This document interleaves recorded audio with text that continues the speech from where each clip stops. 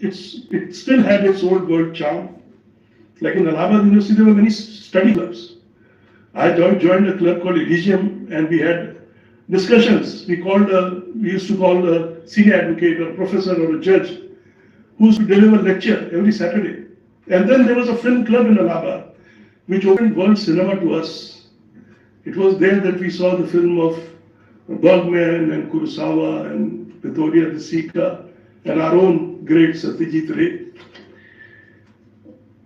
But now, in any case, we were moving ahead, and in between, I was sent to study in a boarding school in Lucknow called school, where perhaps I spent the best years of my life as a student, and I made lifelong friends.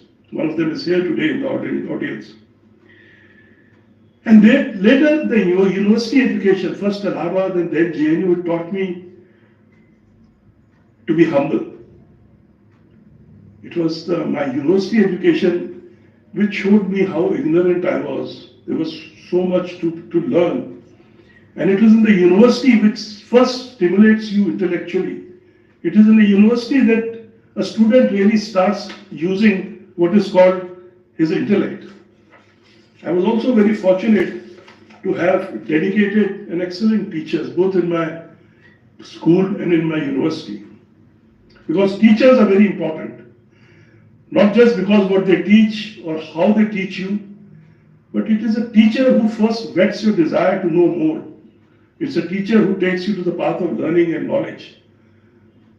So it was a teacher, if whatever I have achieved, great part of it goes to my teachers. So I never planned a career in law. In fact, after doing my master's, as the president of the Bar Association just now said, I got admission in Syracuse in an MPhil program, and but there was no immediate scholarship, so I needed money, and my father was not very keen because he wanted me to become a lawyer. He was a High Court judge by that time, and I was trying to persuade him, and there were things that not yet finalized when tragedy struck and my father passed away. And then the entire world changed for me. I came in Allahabad and had to take up law. But very soon I realized that this is the only reason why I took up law, apart from other compulsions, was that I was very sure that this is one profession which will keep me awake to the problems of people. And how it was excellent, it was very true. It actually did that. No other profession will take you so close to people as law would. As all young lawyers will know, it is never easy for a young lawyer, and so it was with me. Those who have seen Allahabad High Court must have seen the long corridors of Allahabad High Court.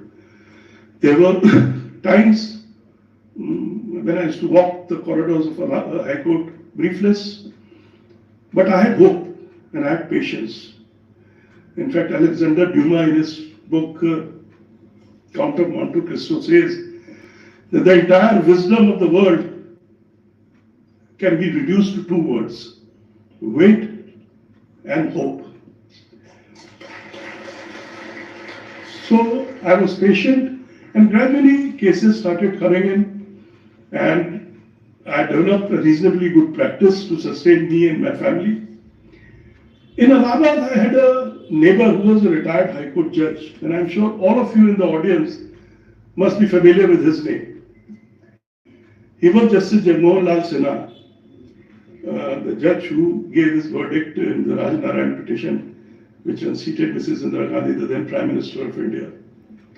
So valuable advice came from this gentle soul whenever I sought these advice. It was so good.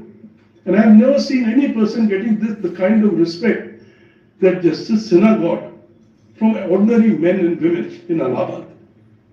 One day, I asked him, I didn't ask him actually, it was my friend who was taking his interview. He asked him, "Sir, don't you think you are slightly harsh to Mrs. Gandhi?" And Justice Sinha replied, "No, I was not harsh. But yes, if anything was harsh, perhaps it was the law. The law perhaps was harsh.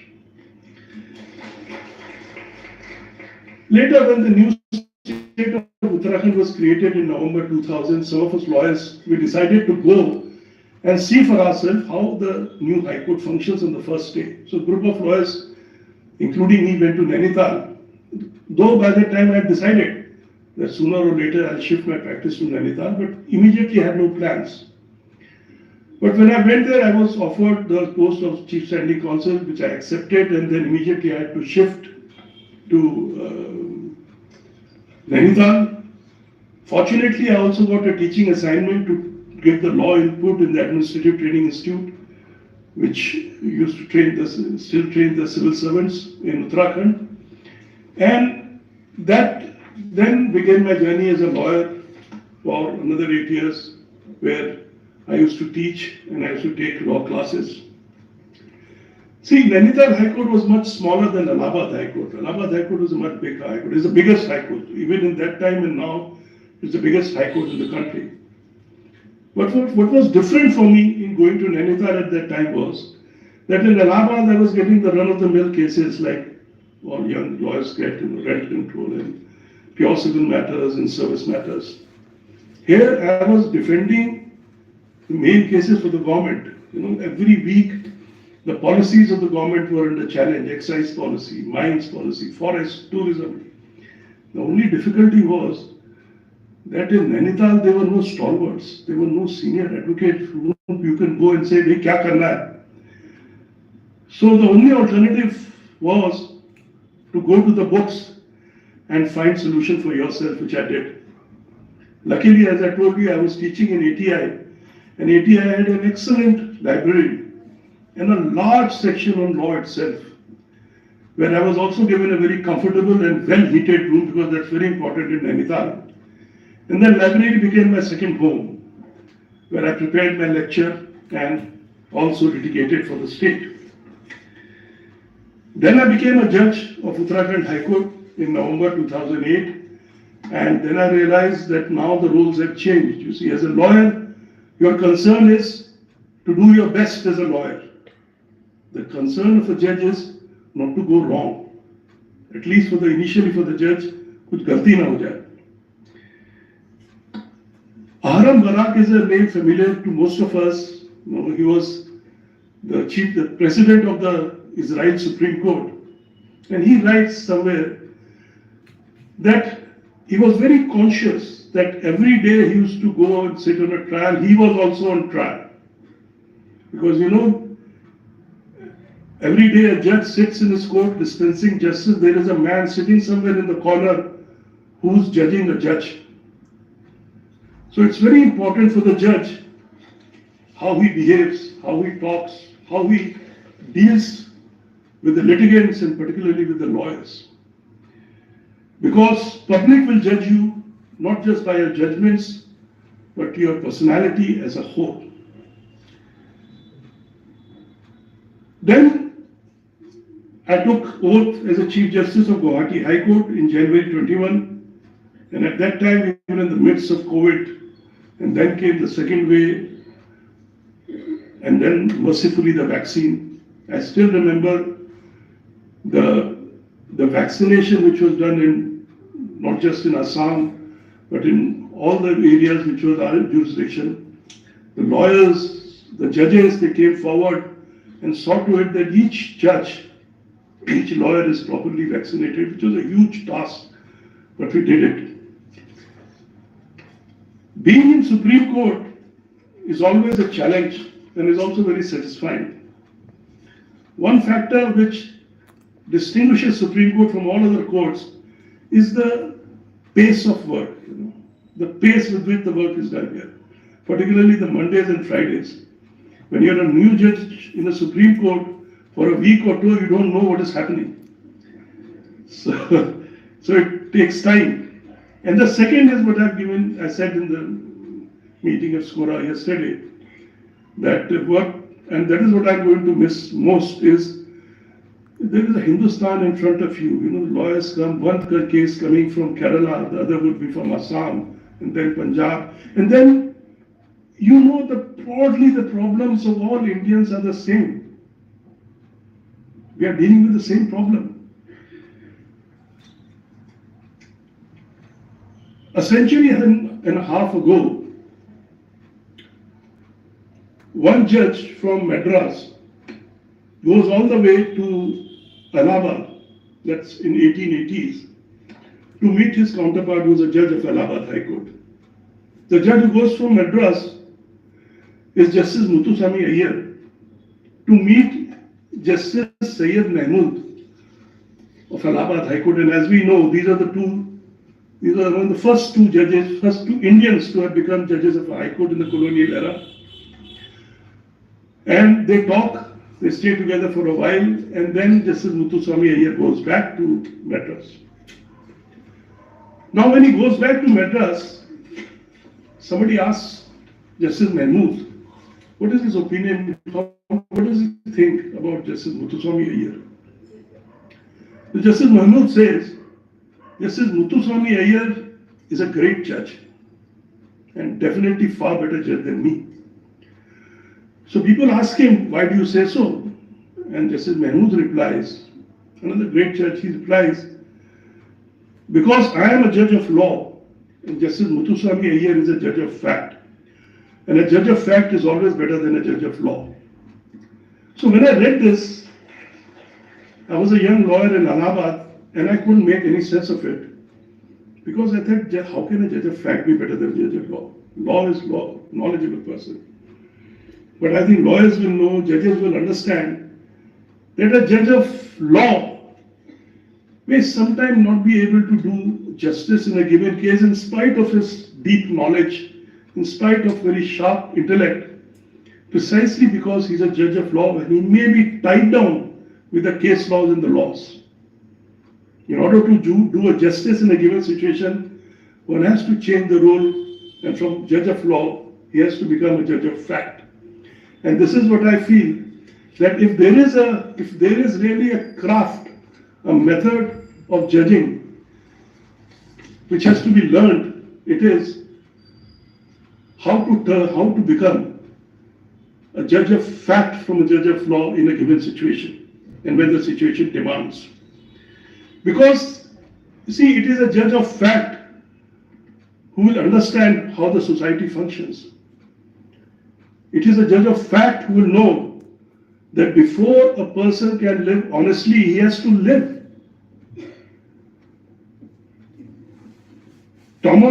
This I said yesterday also, I repeat, because there's a larger audience today. Thomas Moon Telford was a judge of common pleas in England in the first half of the 19th century, and a very good friend of Charles Dickens. And Dickens praised him for his sense of justice and fair play. In fact, Dickens dedicated his book Pickwick Papers to Telford. Now Telford has famously said, fill all the seats of justice with good men who are not so absolute in their goodness, so as to forget what human frailties, what human weaknesses are. And see the coincidence, when he was saying this, probably at the same time, our own Mirza Ghalib, here in India, here in Delhi, was saying something similar in one of his ghazals, when he said, that ghazal, Ibn Maryam hua kare koi, mere dukh ki dawa kare koi, and then he says, न सुनो गर बुरा कहे कोई, न कहो गर बुरा करे कोई, रोक लो गर गलत चले कोई, बख्श दो गर खता करे कोई. So I was truly blessed to have worked with extremely talented, totally dedicated, hardworking and knowledgeable judges everywhere, but particularly in Supreme Court, from whom I have benefited immensely. I am confident that the faith in our courts and judiciary will never be shaken, and the Supreme Court of India will continue to be the torchbearer and custodian of freedom and justice in this country. When Justice Krishna Iyer gave his seminal judgment in Bangalore water supply case, he was not merely expanding the definition of an industrial workman, he was also defining the role of a constitutional court when he says, Courts too have a constituency, the nation. Courts too have a manifesto, the Constitution of India. I have just now told you that I hail from a remote part of this country, but in areas which are far remoter than mine, there may be places where when a villager is harassed, when he's troubled by the system in a tehsil or a thana, you know what he says? He says, when enough becomes enough, he says, no, I'll go to High Court and I'll get a stay. So that villager knows that courts give something called stay. And if there is enough, I'll go to the High Court and I'll get a stay. Now it is this faith in the common man which has kept our judiciary and our system alive. To the members of the bar, I say that lawyers were in the forefront of the freedom movement of this country. They were freedom fighters.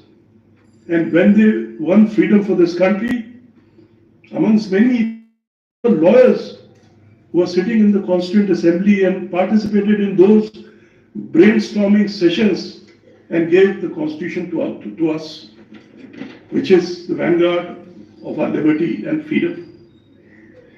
Therefore, lawyers must speak with courage and integrity. They should always be fearless.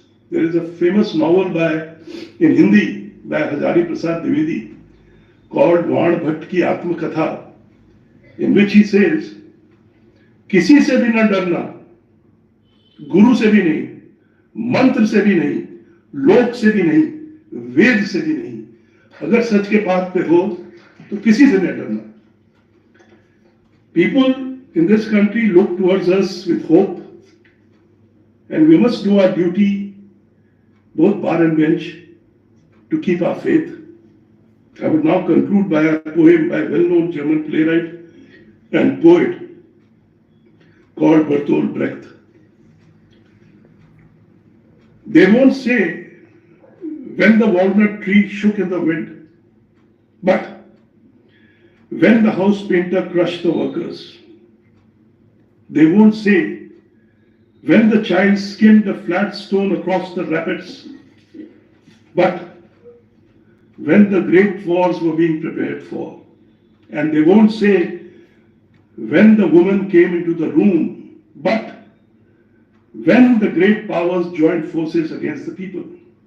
And they won't say the times were dark. Rather, why were their poets silent? I must thank my staff as well as of my office, as without their support I could not have functioned as a judge. Mr. Jayant Arora, Ms. Nirmala Negi, Mr. Penuruma Gambhir, Madan, Mr. Anand Prakash, Raveen Singh, Jitesh Kumar, and Rahul Gupta, my law clerks, past and present, who devoted precious hours to prepare briefs and made things easier for me, who labored and researched so that I could write my judgments. Aditya Dhingra, Adhiraj Bali, Hriday Gandhi, Udit, Maitri, Ayushman, Sanandika, and Swarit. My family, my mother who is here in the audience today, my wife Vaishali, who has stood like a pillar with me in my thicks and thins and had the patience to bear with me and my strong views throughout her life. My three sons, Shorin, Sharan, and Shashank, who are the cynosure of my eyes, and my two talented daughter-in-laws, Devina and Dharvi, who are working in the field of environment and journalism respectively, and my two brothers, Himanshu and Tigmanshu, who have always been my conscience keepers, my friend, philosopher and guide, mere rehbar, mere murshid. Thank you. Jai Hind.